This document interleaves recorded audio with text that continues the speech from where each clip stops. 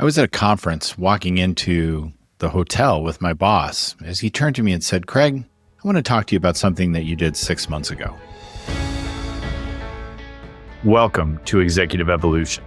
I have over 25 years of leadership experience in corporate America. I learned a lot of lessons the hard way, and I created this podcast so that you won't have to. I was fairly young, working for a boss that I didn't know very well, and I said jokingly, as we were waiting for the person we were meeting with to come into his own office, I said, "Oh, hey, I can read this upside down." It was pretty stupid, but I was pretty young and I was pretty stupid. I didn't even think anything of it. But apparently my boss did. But he also didn't say anything to me about it, and he waited 6 months to bring it up. And during my interview with Dr. Debra Chromy, president and CEO at Trellis Company, it kind of kicked in a thought for me as she talked about the idea of let it go. I wish my boss had let that go before holding on to it for 6 months and bringing it back up to me. But we all try and grow into our jobs. And while that's not exactly the let it go that Debra has in mind in your view, it's really a great opportunity for you to jump in and learn more. So let's jump in and hear the story of Debra's executive evolution. Debra, welcome to Executive Evolution. I'm so glad you could be on the podcast today. Thanks for inviting me to be here, Craig. I'm looking forward to it.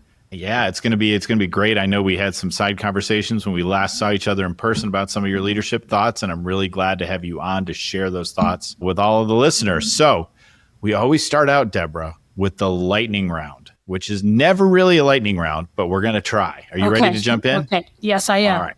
Here we go. Question number one. What is the best leadership book you have ever read? So my favorite leadership book actually goes back in time to one you may remember the name of. It's called Start With Why by Simon Sinek. Mm-hmm. And having always worked in nonprofit organizations, this is, finding your why or your organization's why and that purpose for why you're there, I think has always resonated with me very strongly. And I think it's something that I've carried all the way forward to today in terms of my leadership style. I love it. Yeah, it's such an interesting book. It comes up quite a lot on here. A lot of people really call back to that book. Yeah. And I was thinking earlier today about a scenario I was in where it was like, it wasn't really clear what the why was. It wasn't my business. It was someone else was running it. And it's so hard when the why is not clear because you have no frame and no context for all the decisions you make every day. Exactly. And it's frustrating for everybody. Exactly. It goes back to sort of that decision matrix where you start at the beginning. Is it within mission? Does it fulfill our why? If not, it goes out. I don't care how much money it's going to make. I don't care anything else. It has to fit in our why. Yeah. And that's the work I do with a lot of my clients is just we have to get really clear up front about what it is we're building over the next few years and why we're doing it, because that's like the North Star and that's the energy, right? That's what drives you forward is knowing, we have this thing we're trying to do. And a lot of people don't think that's important. They just want to know what the numbers are. And I struggle with that. But. Yeah, I think that's problematic as well. Yeah. Okay. Question number 2. Who is your leadership crush? So I'm going to tell you that my leadership crush probably changes from time to time. Just like when you were young and you had a crush, right? Yeah. It wasn't always the same person. I heard a podcast. Do you listen to the New York Times podcast, The Daily? Not that one, no. Oh, there was a great one. It was an interview with Whitney, I'm going to say Wolf Herd. She was the CEO and founder of Tinder, and then the CEO and founder of Bumble. Now, I'm not familiar with dating apps. I don't use them. I don't swipe left or right. But what I found really fascinating about her, and that's why she's my crush of the moment, is she left Bumble on her own. They had another CEO come in, and that CEO decided to step down, and the board called her to come back in again. And on this podcast, she talks about the mistakes she made, things that she would like to do differently, how she would approach it today, that it's not all about getting the most users on your platform. And I love that because she was honest and frank and authentic about what she was trying to do. And it wasn't about the most dollars. Yes, she wants to be profitable, but it was more about the delivery. It goes back to the why. Why do we exist? What are we trying to do? And I think that really resonated with me. I was fascinated by it. I don't know that much about her, but I have to say that resonated with me. So she's my crush of the moment. Can I say that? That's fine. Yeah, no, and I agree, right? It shifts over time. And I think sometimes it's by what we're struggling with as a leader too, right? If we're reaching out and trying to find those people, our crushes are going to shift around as we try and find new people. And it's so interesting that she says that. It's so interesting to get a do-over at a company too, right? To say, all right, what can I do different that's still going to drive value, but in a different way? Because how you define that value becomes such a driver of how you make decisions. And now she has a chance to go and say, all right, now I've reconsidered. This is how we're going to drive value. And for them, right, it's probably like you said, users or something. Well, what if it's actually more meaningful experiences? And if we can get people to value us on that, what does that change? Exactly. And the conversation was around what is success? Success is you don't need me anymore, right? It is to make a connection. And so she's thinking about, so what other value can they provide? So thinking, I think she created a friend zone where you can find friends, people to go surfing with or skiing with, etc. So she's really thinking outside the box around how does she reimagine this company that she created a number of years ago that was really about putting women in the driver's seat of being able to control the dating scene online. So I applaud her for thinking differently, thinking outside the box, and in saying, you know what, that's not really what we should be doing. This is what we should be doing. And getting a do-over. That's pretty. Yeah. And I'm excited as we kind of get more into your leadership story, because you've kind of come into existing companies twice and had to kind of build that reimagine piece. Correct. So I'm really excited when we get to that point, but I won't jump the gun. I promise myself. All right. So question number 3 in the lightning round. In 10 words or less, how do you define leadership? I'm going to do it in 2 words: authenticity and vulnerability. Okay. Yeah. And for you, how does that drive leadership to the organization when you can have that authenticity and vulnerability? It has to do with my communication, both with my board, with my team, and when I say team, the entire organization here, and with our partners that we work with. It's about showing up as your authentic self and being vulnerable and saying, I don't know. That's a great question. Yeah. I don't know what's good. So think about the time we're in right now. I do a town hall with my team, because many of them are remote, once a month. And for 20 or 30 minutes, I give updates. And the other 20 or 30 minutes, they can ask me anything. Anything. Yep. Nothing is off limits unless I am limited by a confidentiality agreement or something like that. I won't tell them whatever I know. So in this sort of time where, there's an executive order signed every day or multiple every day, the questions come. Are they closing the Department of Education? What does that mean for us? What do our jobs look like going forward? And sometimes I have to say, I don't know the answer to it, but here's what I'm doing to make sure we're prepared for whatever comes. Here's what we're doing as an organization. We are looking at mitigation strategies. So if this happens, so we're looking at multiple scenarios, right? And with each scenario, what are the mitigation strategies associated with that? We're trying to think about what are the likely things that could impact our business. I'm not saying there isn't something out there we haven't thought of that's going to come along, but now we've built the framework, we've built the model, so we can plug that in and say, okay, if that happens, what's the impact and how do we mitigate that? And so I think I've given confidence to my team by saying, I don't know what's going to happen. I don't know if the Department of Education is actually going to shut down. I don't know what that means for our world. I don't know if that means you have a job in 6 or 9 months. Honestly, I don't know.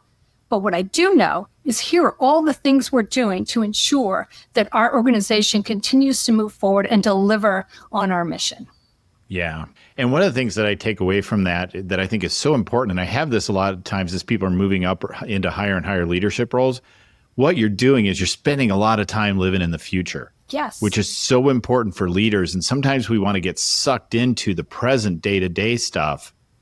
And that's really hard then to have the time to worry about and think through different scenarios that you might have to plan for. Correct. Yeah. Years ago, a boss of mine shared a story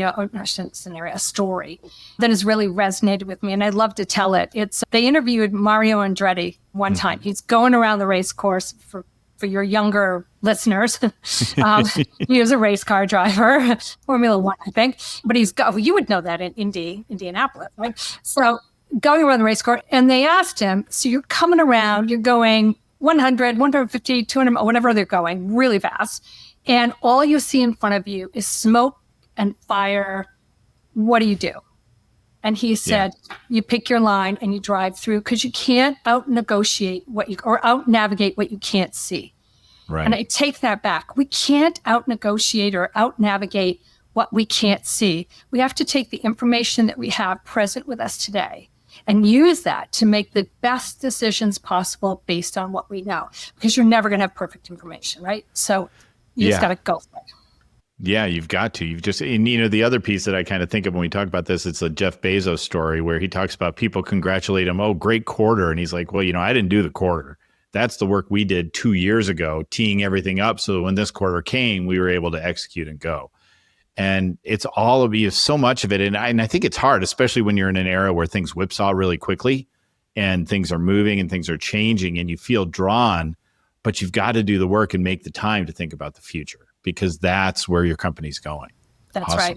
That's right. I think the other thing is, if you don't make a decision or you don't make a plan and move forward, then you've basically made a decision.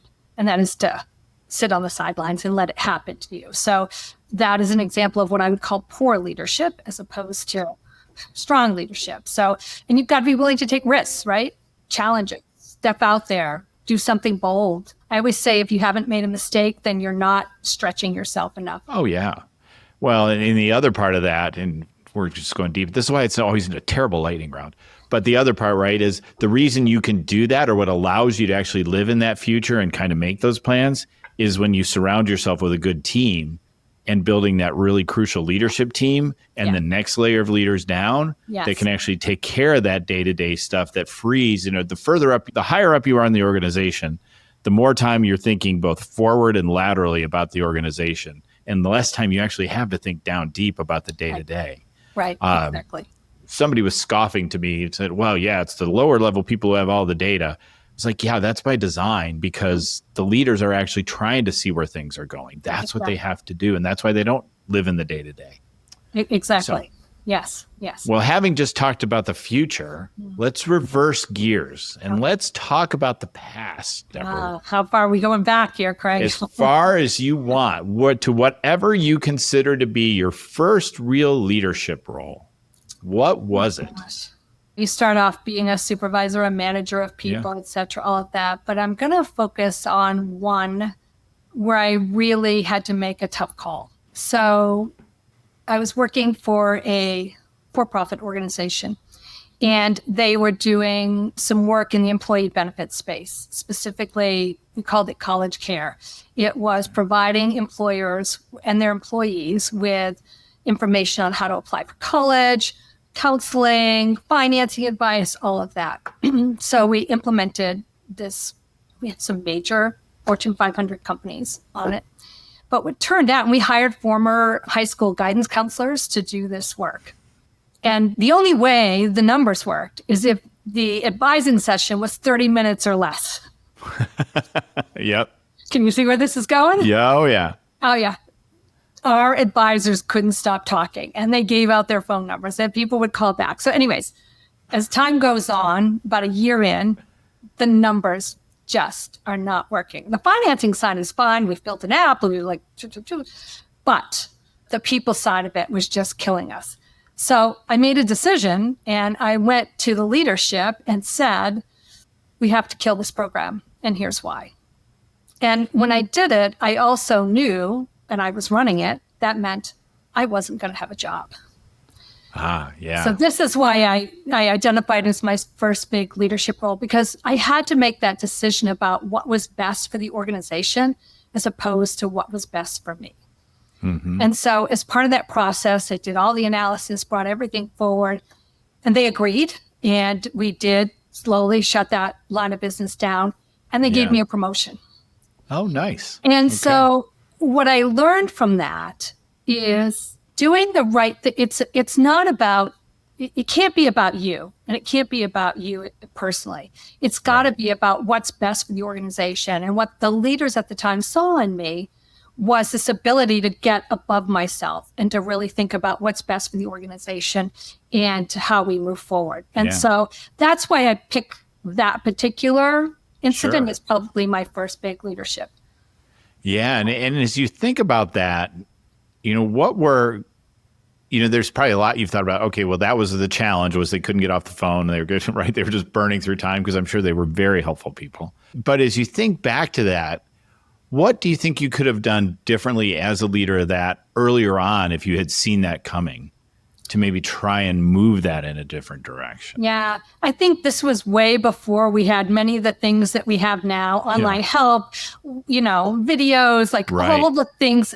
I think it was a product before its time. I think technology has solved the problem that we didn't have available to us back then, because it didn't matter how many times I said to the counselors, it doesn't work. And they were like, but I had to talk to Johnny and Susie and their parents for 2 hours. Like, we had to walk through all these things. And I'm like, then maybe we need to put in an upcharge. Like, this is part of the employee benefit.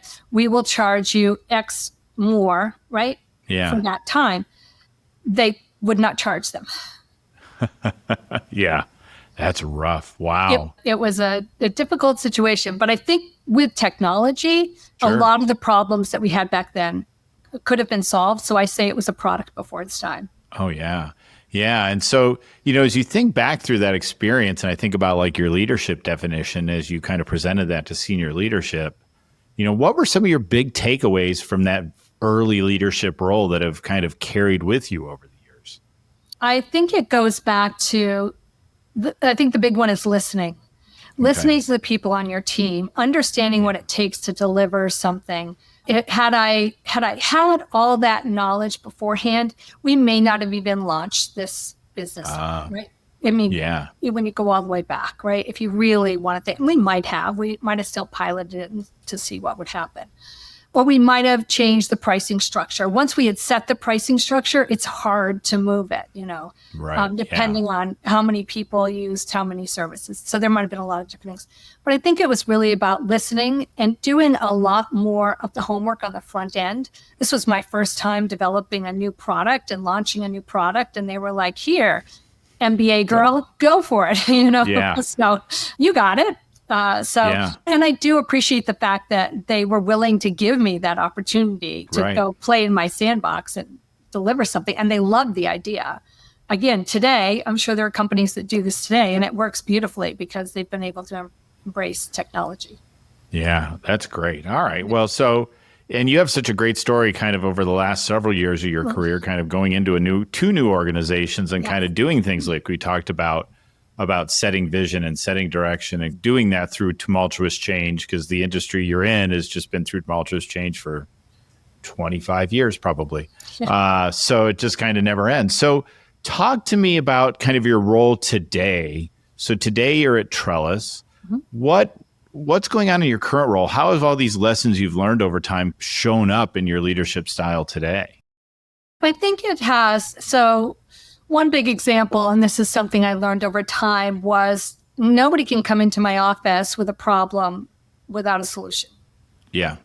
Oh, nice. It can be a bad solution. It could be and then we talk about it. And instead of just answering the question, like, what do we do about this? Instead, I ask questions of them, and I help them to get to the place where they need to be.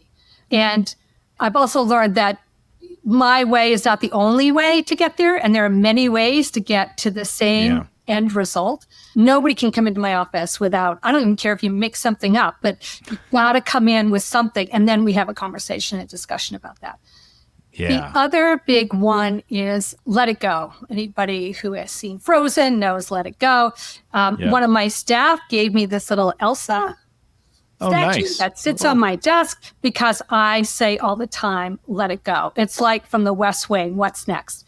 It's you've made a mistake. You come into me and say, I made a mistake, Debra. Here's what happened. Here are the implications. And we have a conversation about what are we going to do to make sure it doesn't happen again? How are we going to resolve what's in front of us right now, et cetera. So I had this happen with a member of my team. That member went home on a Friday, came in on Monday, and we figured out a plan. Everything came in on Monday with her resignation to give to me. And I said, what is this about? She goes, well, I spent all weekend thinking about the mistake I made. And I'm like, stop. We talked about it. Yeah. We created guideposts and ways to move forward. We have a plan so it doesn't happen again. You're a valuable employee of this organization. let it go. Let it go. Yeah. Just let it go and move forward. And I've had other people come in and say, I feel really bad about something I said last week. And I'm like, I have absolutely no idea what you're talking about. And I really don't, because I don't hold on to that stuff. And not only am I that way with my employees, I'm that way with me. So I don't hold things because we hold it. Right. The person we think is thinking about us now has totally forgotten about it. Whether it's your board or your staff, like you just have to let it go. And that's my other big one. And I think the last one I'll focus on goes back to this issue of authenticity and showing up as your real person, who you are inside, sharing stories, mistakes about you, your life. I think it was my husband who actually made me mush together personal and professional life, because I didn't used to be like that, but he made me mush it together. And when you do that and you show up one day and you realize you got dressed in the dark and you have one blue sock and one black sock on, you just make a joke of it. We're like, wow. So I think it's showing that you're human, that you're a human being, that you have faults as just like anybody else, and that we're all showing up and doing the best that we can. And I'm going to go back to the let it go one for a second, because the other thing is, and I talk about this with my staff, you don't know what's going on in individual people's lives. So when they show up at work and they're not in a good mood, it may not be about you. In fact, it probably isn't about you. It's about something they're dealing with in their own life. So give people space, give people grace to show up and to get to the good place, and help them instead of reacting to their potential negativity. Say something positive, help move them forward, help move them into a positive place. So those are all things that I practice on a regular basis. But again, I think they all come back to authenticity and vulnerability. Yeah. And I think something about what you said there, it was funny. I was just coaching somebody about this today, about a problem they were having with someone on their team. And, they were just leaping to conclusions. And I said, curiosity is so crucial in leadership, because you can't assume, like you said, you don't have every answer, right? You don't know the absolute perfect way to do everything. No. And we also don't know the absolute thing about what's going on with our team. So, hey, when mistakes happen, hey, let's address the fact of the mistake. What else was going on? Yeah. Be that I ripped somebody a new one in a staff meeting, or be that I messed up a project or whatever. What was going on for you today? Then we can kind of get into it, because was it just one-time thing? Yeah. Or is it something else we could help them with? Or is it a skill we need to help them develop or something like that? There's so much we can get in, but sometimes I think we, as leaders at some point, who are more experienced, think, well, we've seen it all. I know it all.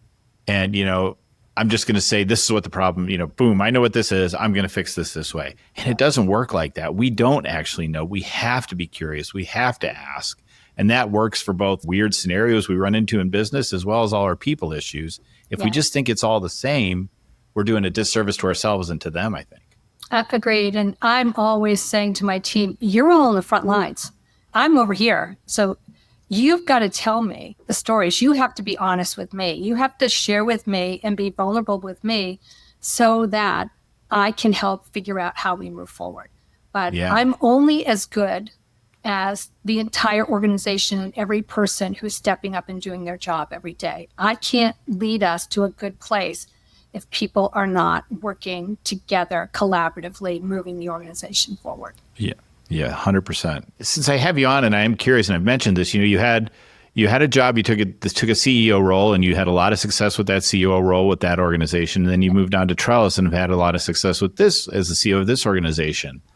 So as you think back to kind of those two transition points and kind of coming in new, building a team, setting a direction, setting a vision, what are your kind of takeaways from, for anyone else who might be kind of looking at that in the face? I'm going to an organization, I'm in the top job, or I'm going to lead a whole new division of a company. What were kind of the two or three things that made those transitions successful for you? Yeah, and I'll go back to listening, coming into an organization and sitting down and listening. Listening to people throughout the organization, understanding, and they want to tell war stories of what happened before you got there. Let them. And it helps build in the context of the story as to how you want to move the organization forward. But let them talk, let them share, ask them questions. They want to be helpful. They want to see you succeed, obviously. Right. So just sort of being there. The second thing is standing up for them and being supportive of them when, how am I going to say this? When perhaps in the past, leadership has not done that for them. Yeah. And so standing up and having their back, really important. The other thing is evaluating the team that you have in place when you come in. And are they the right people in the right seats on the bus? And do you need to make any changes? And I think sometimes moving quickly with the obvious ones builds you more credibility as a senior leader than taking your time and giving them a chance. But if you see something blatant, you got to deal with it quickly. And all of a sudden you have immediate credibility, because if you can see it, the entire organization knows it. And, but nobody wants to throw anybody under the bus, right? So those are probably the bigger things. I guess the other one is really board management and understanding your board and getting to know your board. I had before, with my previous CEO role, I had dinner with the board chair and my husband and I, and he and his wife, a couple different times before I took the job. So I got a sense of who he was as a person, how he operated, and that helped me to better understand. And then I traveled to each one of my board members' location, because they were around the country, met with them, met with their organization, got to know them, again, listening to them, which helped me pull together a strategy for how we move forward. You know, that previous job, my first CEO role, I was hired in September, and in November, I had to deliver a new strategic plan. Oh, wow. For the organization. And truly, I'm going to say this, the first real strategic plan that organization had. Yeah. So it meant not only having conversations with board members, but having conversations with our member organizations and hearing what they thought needed to be done, developing a vision statement, which didn't exist, revising the mission statement, and actually developing a strategic plan with actionable items and having a reporting back process where you would report back on a regular basis to the membership on a quarterly. So it didn't just sit on a shelf. It was a living, breathing document that drove our work. And at the end of the year, it was easy then to evaluate me as the CEO, because you had this plan. Did she do it or didn't she? Like, it just makes life so much easier. And I know it's a step a lot of people skip, or they do it and they put it on a shelf and then they go back to business as usual. And that's probably the biggest mistake, especially at that organization. It drove every single thing that we did, and it was measurable, and we were able to report back out on it. And in that situation, that was a turnaround organization that was literally, I didn't know when I went there if I was going to be closing it down in a year or turning it around, and it's still going strong. It's so true. The whole planning process, people either do like these massive plans, like you said, and then throw them on the shelf. It's like this flurry of activities for 3 months and we forget about it. Or they just don't have one, and and it doesn't drive like both vertically down through the organization or horizontally. And people don't know how to make decisions because there's no context. They don't know what's important because we haven't created context.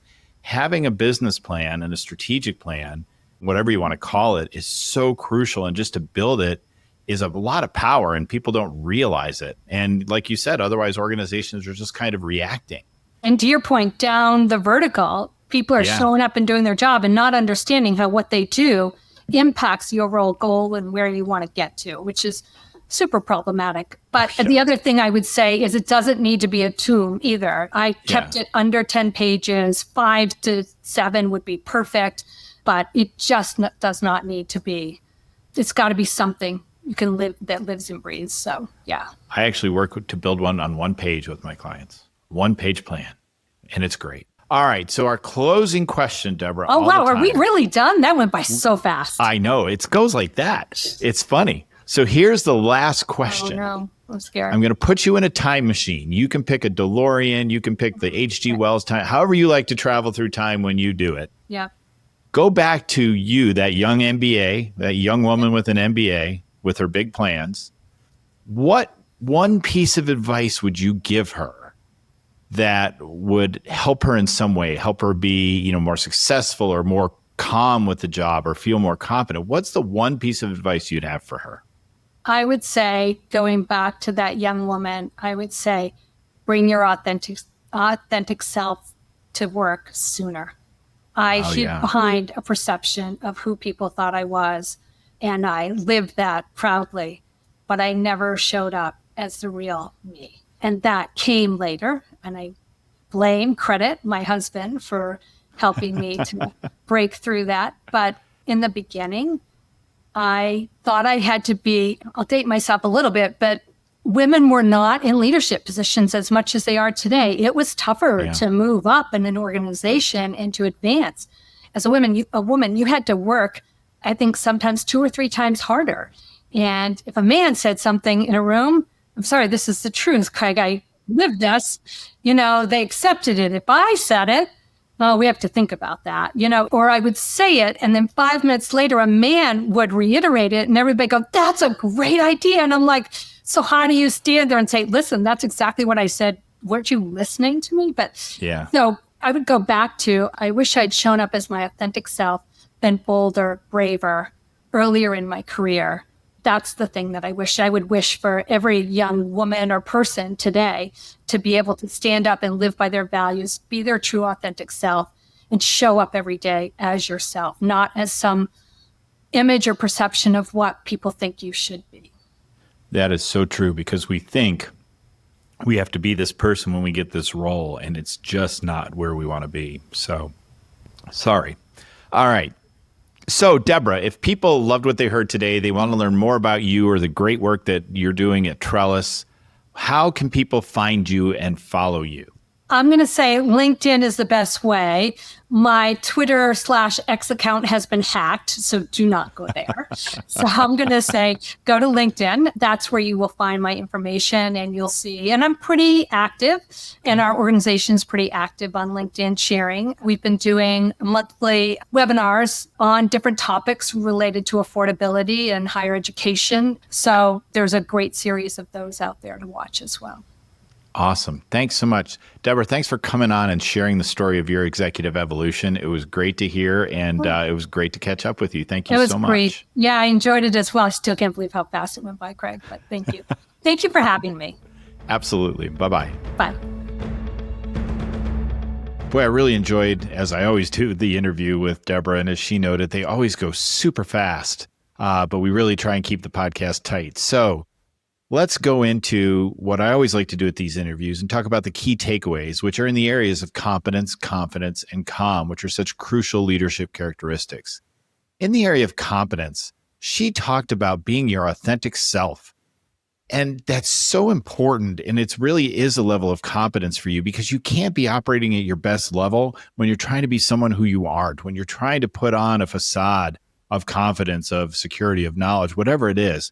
When you're your authentic self, you really are not worried about anything but the job at hand. So it's such an important part of being competent in your role. In the area of confidence, I loved what Debra said about you don't have to have every answer. Matter of fact, she talked about challenging her teammates to come in and give her answers, or helping them think through to get to the better answer. We are not the answer machines as leaders in our organization. Our job is to pull those answers out. But sometimes we lack the confidence to realize that, and it can really hurt us. And then finally, in the area of calm, Debra talked about the importance to just let it go. We have to move on. Now, certainly, I'm sure repeat problems need to be dealt with, but everybody makes mistakes. And it's really important for us to just jump in and let it go and move on to the next thing. So thanks again, Debra, for sharing your story today. As always, you can go from being an accidental leader to the greatest leader of all time. All it takes is developing your confidence, competence, and calm. See you next time on Executive Evolution.